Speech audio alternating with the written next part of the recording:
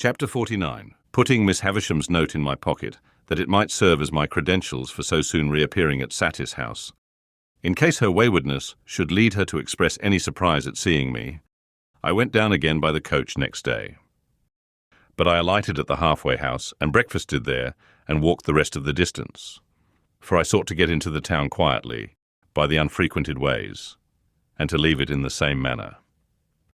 The best light of the day was gone when I passed along the quiet echoing courts behind the high street, the nooks of ruin where the old monks had once had their refectories and gardens, and where the strong walls were now pressed into the service of humble sheds and stables, were almost as silent as the old monks in their graves.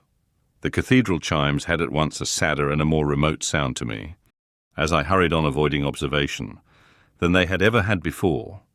So the swell of the old organ was borne to my ears like funeral music, and the rooks, as they hovered about the grey tower and swung in the bare high trees of the priory garden, seemed to call to me that the place was changed, and that Estella was gone out of it forever. An elderly woman, whom I had seen before as one of the servants who lived in the supplementary house across the back courtyard, opened the gate. The lighted candle stood in the dark passage within, as of old, and I took it up and ascended the staircase alone. Miss Havisham was not in her own room, but was in the larger room across the landing. Looking in at the door, after knocking in vain, I saw her sitting on the hearth in a ragged chair close before, and lost in the contemplation of the ashy fire. Doing as I had often done, I went in and stood touching the old chimney-piece, where she could see me when she raised her eyes. There was an air of utter loneliness upon her that would have moved me to pity, though she had wilfully done me a deeper injury than I could charge her with. As I stood compassionating her and thinking how, in the progress of time, I too had come to be a part of the wrecked fortunes of that house, her eyes rested on me. She stared and said in a low voice, "Is it real?" "It is I, Pip. Mr. Jaggers gave me your note yesterday, and I have lost no time." "Thank you. Thank you." As I brought another of the ragged chairs to the hearth and sat down, I remarked a new expression on her face, as if she were afraid of me. "I want," she said, "to pursue that subject you mentioned to me when you were last here, and to show you that I am not all stone. But perhaps you can never believe now that there is anything human in my heart." When I said some reassuring words, she stretched out her tremulous right hand, as though she was going to touch me. But she recalled it again before I understood the action, or knew how to receive it. "You said, speaking for your friend, that you could tell me how to do something useful and good. Something that you would like done, is it not?" "Something that I would like done very much. What is it?" I began explaining to her that secret history of the partnership. I had not got far into it, when I judged from her looks that she was thinking in a discursive way of me, rather than of what I said. It seemed to be so, for when I stopped speaking, many moments passed before she showed that she was conscious of the fact. "Do you break off?" she asked then, with her former air of being afraid of me, "because you hate me too much to bear to speak to me?"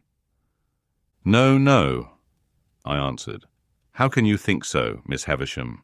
I stopped because I thought you were not following what I said." "Perhaps I was not," she answered, putting a hand to her head. "Begin again, and let me look at something else. Stay. Now tell me." She set her hand upon her stick in the resolute way that sometimes was habitual to her, and looked at the fire with a strong expression of forcing herself to attend. I went on with my explanation, and told her how I had hoped to complete the transaction out of my means, but how in this I was disappointed. That part of the subject, I reminded her, involved matters which could form no part of my explanation, for they were the weighty secrets of another. "So," said she, assenting with her head, but not looking at me. "And how much money is wanting to complete the purchase?" I was rather afraid of stating it, for it sounded a large sum. £900. "If I give you the money for this purpose, will you keep my secret as you have kept your own?" "Quite as faithfully." "And your mind will be more at rest?" much more at rest. "Are you very unhappy now?" She asked this question still without looking at me, but in an unwanted tone of sympathy. I could not reply at the moment, for my voice failed me. She put her left arm across the head of her stick and softly laid her forehead on it. "I am far from happy, Miss Havisham, but I have other causes of disquiet than any you know of. They are the secrets I have mentioned." After a little while, she raised her head and looked at the fire again. "It is noble in you to tell me that you have other causes of unhappiness. Is it true?" "Too true."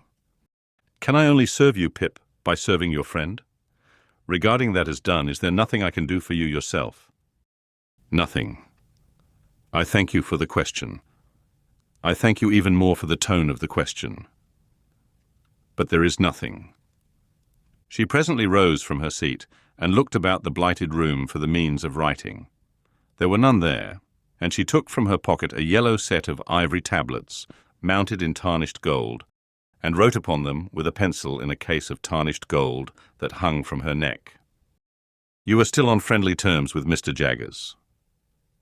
"Quite. I dined with him yesterday."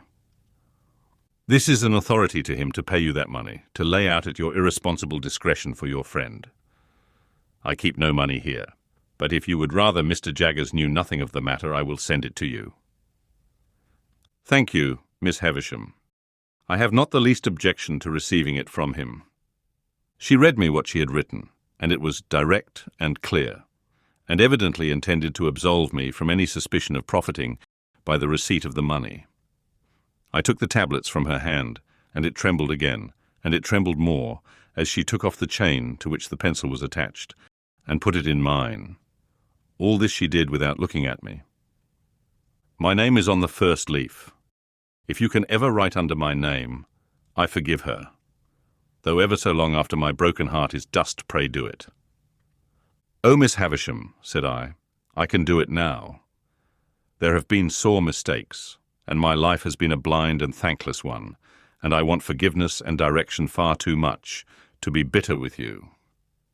She turned her face to me for the first time since she had averted it, and to my amazement, I may even add to my terror, dropped on her knees at my feet, with her folded hands raised to me in the manner in which, when her poor heart was young and fresh and whole, they must often have been raised to heaven from her mother's side. To see her with her white hair and her worn face kneeling at my feet gave me a shock through all my frame. I entreated her to rise, and got my arms about her to help her up, but she only pressed that hand of mine which was nearest to her grasp, and hung her head over it and wept. I had never seen her shed a tear before, and in the hope that the relief might do her good, I bent over her without speaking. She was not kneeling now, but was down upon the ground. "Oh," she cried despairingly, "what have I done? What have I done?" "If you mean, Miss Havisham, what have you done to injure me? Let me answer. Very little. I should have loved her under any circumstances." "Is she married?" "Yes." It was a needless question, for a new desolation in the desolate house had told me so. What have I done? What have I done? She wrung her hands and crushed her white hair, and returned to this cry over and over again. What have I done? I knew not how to answer, or how to comfort her.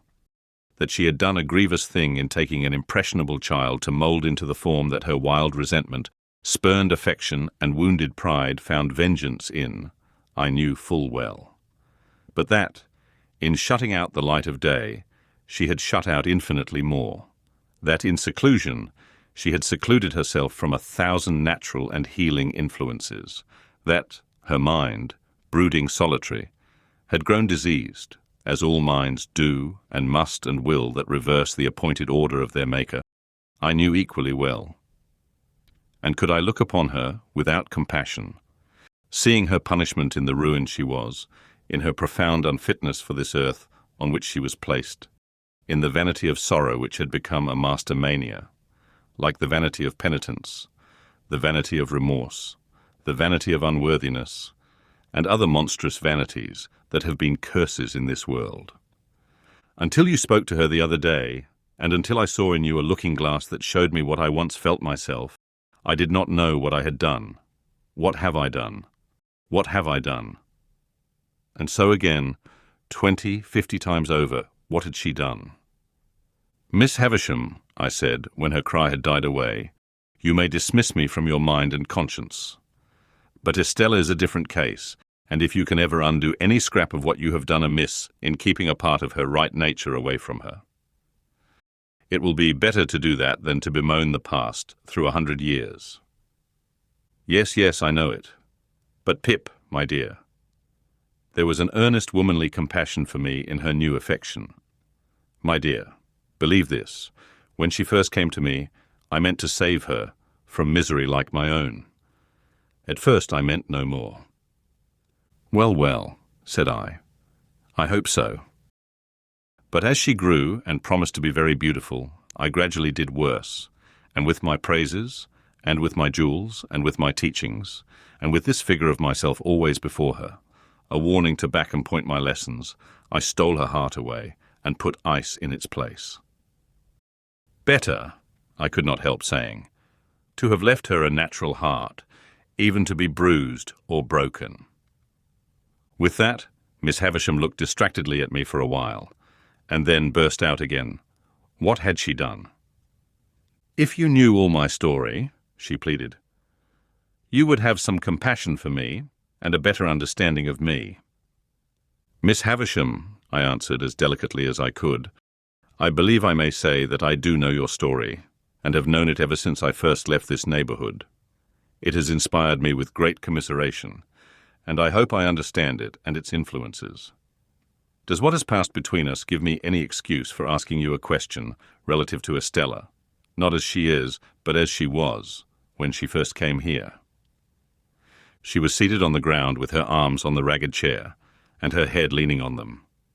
She looked full at me when I said this, and replied, Go on. Whose child was Estella? She shook her head. You don't know? She shook her head again. But Mr. Jaggers brought her here, or sent her here? Brought her here. Will you tell me how that came about? She answered in a low whisper, and with caution. I had been shut up in these rooms a long time, I don't know how long. You know what time the clocks keep here. When I told him that I wanted a little girl to rear and love, and save from my fate. I had first seen him when I sent for him to lay this place waste for me, having read of him in the newspapers before I and the world parted. He told me that he would look about him for such an orphan child. One night he brought her here asleep, and I called her Estella. Might I ask her age then? 2 or 3. She herself knows nothing, but that she was left an orphan, and I adopted her. So convinced I was of that woman's being her mother, that I wanted no evidence to establish the fact in my own mind. But to any mind, I thought, the connection here was clear and straight. What more could I hope to do by prolonging the interview? I had succeeded on behalf of Herbert. Miss Havisham had told me all she knew of Estella. I had said and done what I could to ease her mind. No matter with what other words we parted. We parted. Twilight was closing in when I went downstairs into the natural air. I called to the woman who had opened the gate when I entered, that I would not trouble her just yet, but would walk round the place before leaving. For I had a presentiment that I should never be there again, and I felt that the dying light was suited to my last view of it. By the wilderness of casks that I had walked on long ago, and on which the rain of years had fallen since, rotting them in many places, and leaving miniature swamps and pools of water upon those that stood on end, I made my way to the ruined garden. I went all round it, round by the corner where Herbert and I had fought our battle, round by the paths where Estella and I had walked. So cold, so lonely, so dreary all. Taking the brewery on my way back, I raised the rusty latch of a little door at the garden end of it, and walked through. I was going out at the opposite door. Not easy to open now, for the damp wood had started and swelled, and the hinges were yielding, and the threshold was encumbered with a growth of fungus, when I turned my head to look back. A childish association revived with wonderful force in the moment of the slight action, and I fancied that I saw Miss Havisham hanging to the beam. So strong was the impression that I stood under the beam, shuddering from head to foot before I knew it was a fancy, though to be sure I was there in an instant. The mournfulness of the place and time, and the great terror of this illusion, though it was but momentary, caused me to feel an indescribable awe as I came out between the open wooden gates where I had once wrung my hair after Estella had wrung my heart. Passing on into the front courtyard, I hesitated whether to call the woman to let me out at the locked gate of which she had the key, or first to go upstairs and assure myself that Miss Havisham was as safe and well as I had left her. I took the latter course and went up. I looked into the room where I had left her, and I saw her seated in the ragged chair upon the hearth close to the fire, with her back towards me. In the moment when I was withdrawing my head to go quietly away, I saw a great flaming light spring up. In the same moment I saw her running at me, shrieking, with a whirl of fire blazing all about her, and soaring at least as many feet above her head as she was high. I had a double-caped greatcoat on, and over my arm another thick coat. That I got them off, closed with her, threw her down and got them over her. That I dragged the great cloth from the table for the same purpose, and with it dragged down the heap of rottenness in the midst, and all the ugly things that sheltered there. That we were on the ground struggling like desperate enemies, and that the closer I covered her, the more wildly she shrieked and tried to free herself. That this occurred I knew through the result, but not through anything I felt or thought or knew I did. I knew nothing until I knew that we were on the floor by the great table, and that patches of tinder yet alight were floating in the smoky air, which, a moment ago, had been her faded bridal dress. Then I looked round and saw the disturbed beetles and spiders running away over the floor, and the servants coming in with breathless cries at the door. I still held her forcibly down with all my strength, like a prisoner who might escape, and I doubt if I even knew who she was, or why we had struggled, or that she had been in flames, or that the flames were out, until I saw the patches of tinder, that had been her garments no longer alight, but falling in a black shower around us. She was insensible, and I was afraid to have her moved, or even touched. Assistance was sent for, and I held her until it came, as if I unreasonably fancied, I think I did, that if I let her go, the fire would break out again and consume her. When I got up, on the surgeons coming to her with other aid, I was astonished to see that both my hands were burnt, for I had no knowledge of it, through the sense of feeling. On examination, it was pronounced that she had received serious hurts, but that they of themselves were far from hopeless. The danger lay mainly in the nervous shock. By the surgeon's directions, her bed was carried into that room and laid upon the great table, which happened to be well suited to the dressing of her injuries. When I saw her again, an hour afterwards, she lay indeed where I had seen her strike her stick, and had heard her say that she would lie one day. Though every vestige of her dress was burnt, as they told me, she still had something of her old ghastly bridal appearance, for they had covered her to the throat with white cotton wool, and as she lay with a white sheet loosely overlying that, the phantom air of something that had been and was changed was still upon her. I found, on questioning the servants, that Estella was in Paris, and I got a promise from the surgeon that he would write to her by the next post. Miss Havisham's family I took upon myself, intending to communicate with Mr. Matthew Pocket only and leave him to do as he liked about informing the rest. This I did next day, through Herbert, as soon as I returned to town. There was a stage that evening when she spoke collectedly of what had happened, though with a certain terrible vivacity. Towards midnight she began to wander in her speech, and after that it gradually set in that she said innumerable times in a low, solemn voice, "What have I done?" And then, "When she first came, I meant to save her from misery like mine." And then, "Take the pencil and write under my name, 'I forgive her.'" She never changed the order of these 3 sentences, but she sometimes left out a word in one or other of them, never putting in another word, but always leaving a blank and going on to the next word. As I could do no service there, and as I had, nearer home, that pressing reason for anxiety and fear, which even her wanderings could not drive out of my mind, I decided in the course of the night that I would return by the early morning coach, walking on a mile or so and being taken up clear of the town. At about 6 o'clock of the morning, therefore, I leaned over her and touched her lips with mine, just as they said, not stopping for being touched. "Take the pencil and write under my name. I forgive her."